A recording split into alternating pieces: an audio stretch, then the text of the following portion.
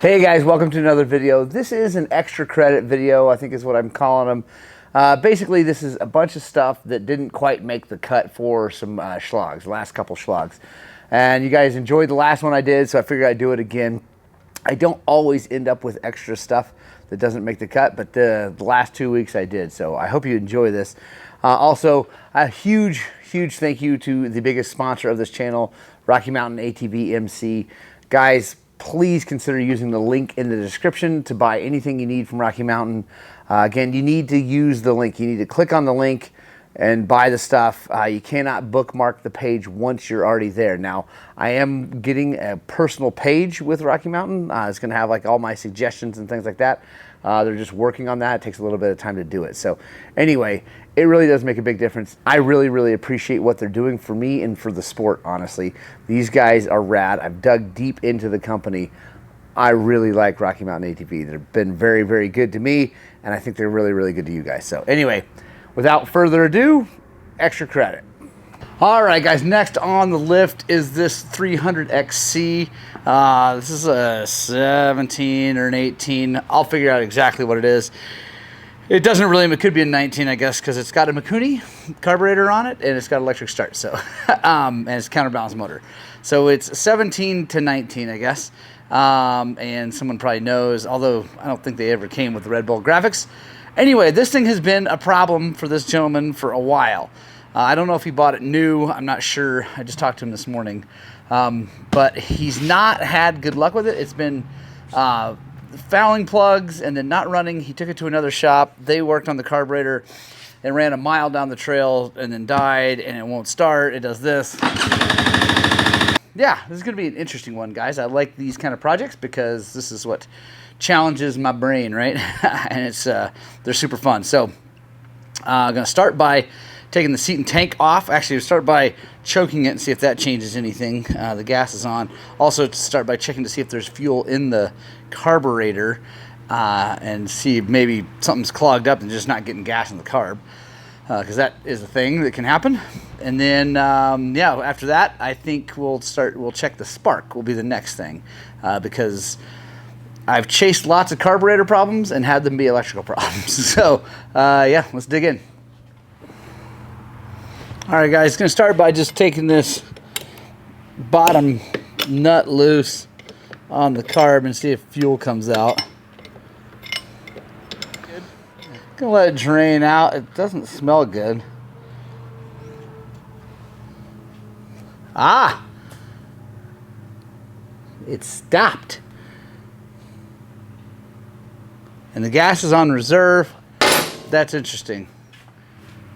Now we need to see if it's coming through this line. First of all, actually, I'm going to turn this to on, see if that changes anything.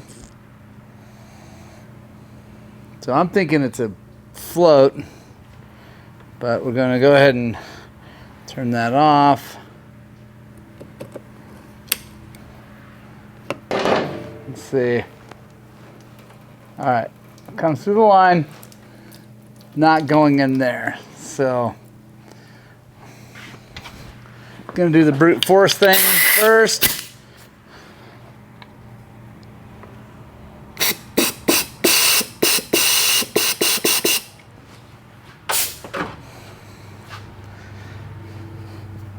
See if that changes it.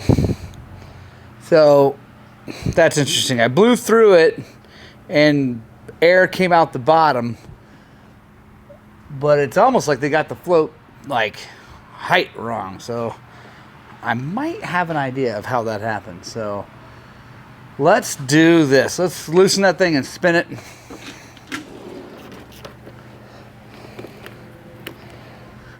I know I'm not bringing you guys super close because there's nothing super interesting yet, but we're going to take the float ball off and we'll come in tight. Goes down. There we go.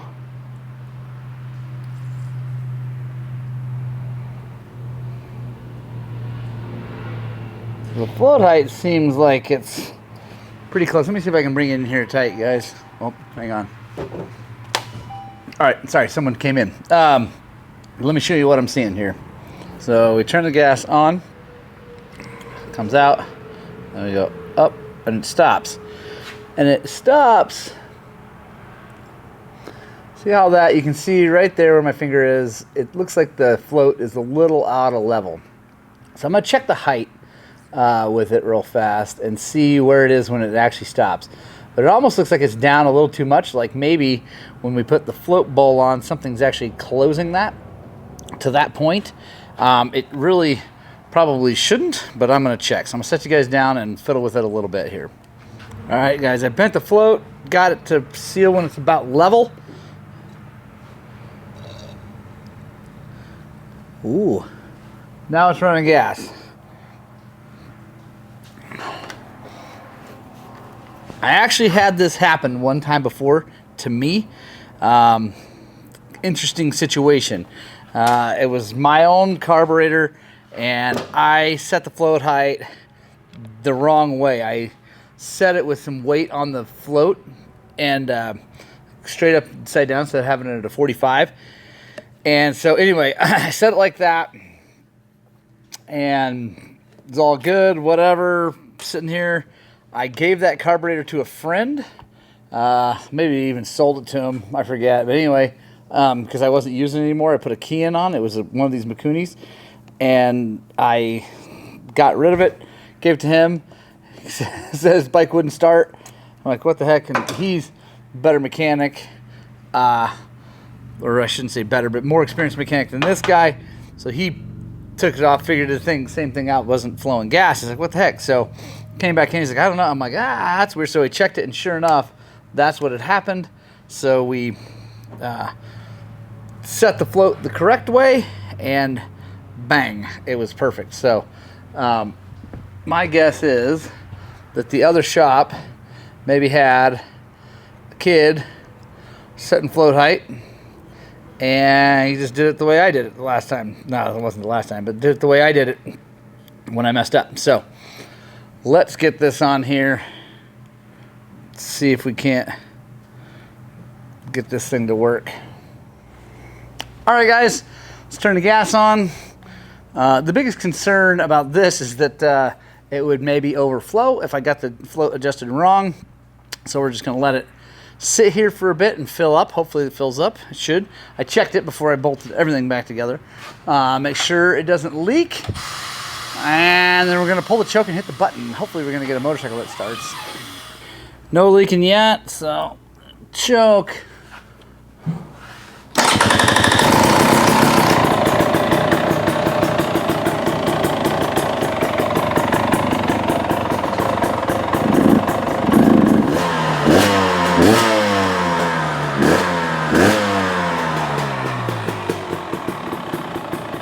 All right, so far so good. I like it. It's idling. I think I might need to close the air screw a little bit. So I'm going to do that. And then we're going to ride this thing around a whole bunch before I call the guy. And hopefully we got her fixed. There we go. Air screw is not super far out, but a little ways. I like it. All right, guys, next on the list is this 2022 TX300i. And it's actually in great shape, no big problems. He is just here to have us fix that dent, hopefully, do what we can. I'll definitely put that on the old time lapse because that's fun. That should be a good one.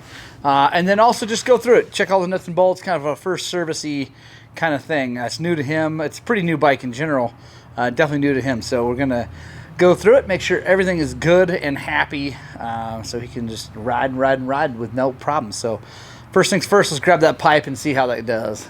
All right, guys, I know you've seen this a bunch of times. It's always pretty cool and bears repeating all the things. Definitely want to be careful when you're doing this. Some guys are way more careful than me as far as like what they do to prevent any kind of issues, but I've never had any problems. This is the one you got to really tighten down the sides, because there's nothing keeping it from flying off, and you know, if it were to loosen up or something. So I just really reef down on those. There we go. Then on this end, it's got a mechanical stop because it goes down below the flange.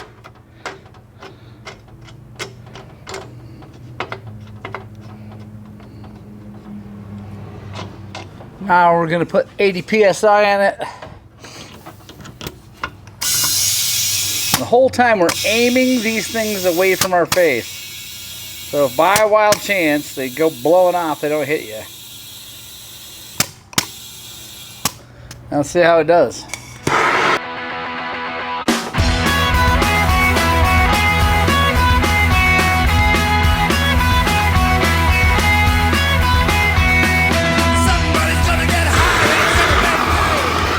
Well guys, I think that's as good as it's going to get. It was really creased in there, and I don't think that's going to come out. We're going to give it a time to cool off. I'm going to hit this little dent over here, and then we'll try it again. I found that sometimes it's like, I think you anneal the metal by getting it hot and letting it cool down slowly. If you were to quench it like in an oil bath or something like that, that would make it hard, probably too hard for this, too brittle. But it seems like if you let it cool down and you come back, sometimes it's a little more malleable. So I'm gonna hit this dent real fast and then we'll come back. All right, next up we're gonna change the oil and then just start checking all the nuts and bolts. We're gonna hit everything with a torque wrench. Everything that needs a torque wrench. So triple clamps, pinch bolts on the axle. Then we're just gonna go around and hit all the motor mounts, subframe bolts, all that good stuff, and make sure that everything's right on the money. All right, guys, got it all back together. Pipe actually turned out better than I thought. Looks not bad at all.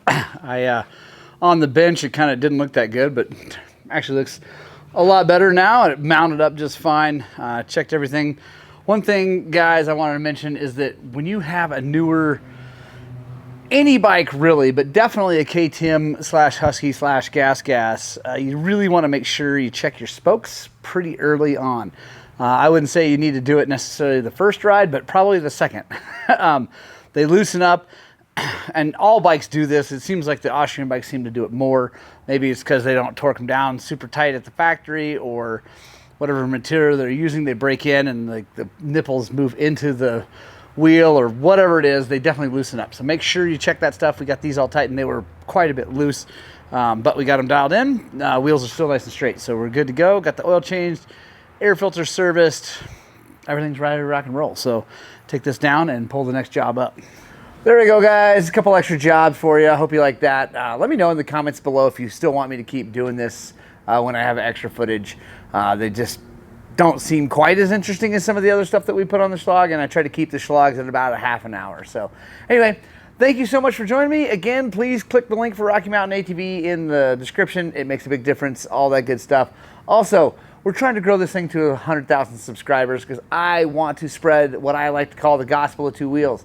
Because I believe that dirt bikes make better people, and we need more better people on this planet. So share this thing, get this out there. We're trying to get people working on their bikes, riding their bikes, having fun on their bikes, all that good stuff. I love you. We'll see you in the next one.